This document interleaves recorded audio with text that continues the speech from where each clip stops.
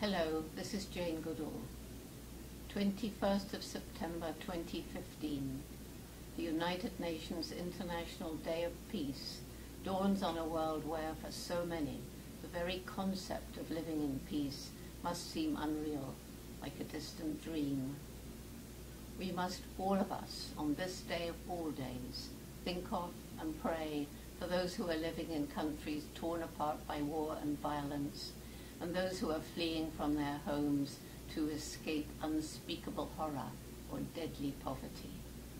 I feel such deep gratitude to all those who are not just wringing their hands over the refugee crisis, but who are actively helping, who are welcoming the weary, grieving and desperate people, opening their homes, working to do their part with donations of food, time or money.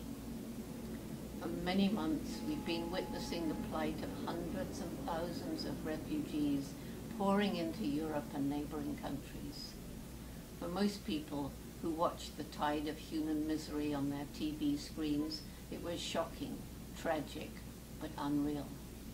It was a tragedy that was too vast for people to truly comprehend. And then one image, out of all the thousands of images, went straight into our hearts. A little Syrian child, 3-year-old Aylan Kurdi, along with his brother and mother, drowned in the Mediterranean Sea.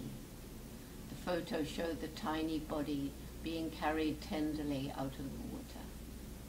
"Humanity washed ashore," said the headline, and it went viral.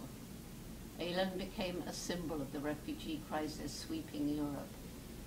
Suddenly we were connected viscerally to the reality of that crisis. Suppose that had been our child, thought parents.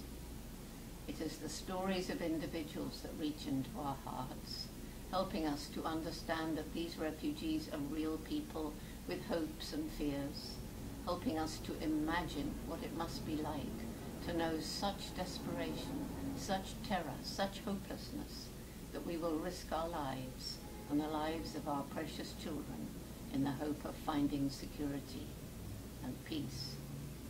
On this day, when the peace bell rings out at the United Nations headquarters in New York, let us all think and think deeply if there is anything we can do to make a difference. For we can no longer leave the solution of such an enormous problem to the politicians alone.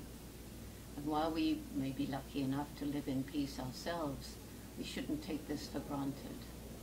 We must work to maintain peace in our lives, our communities, our nations.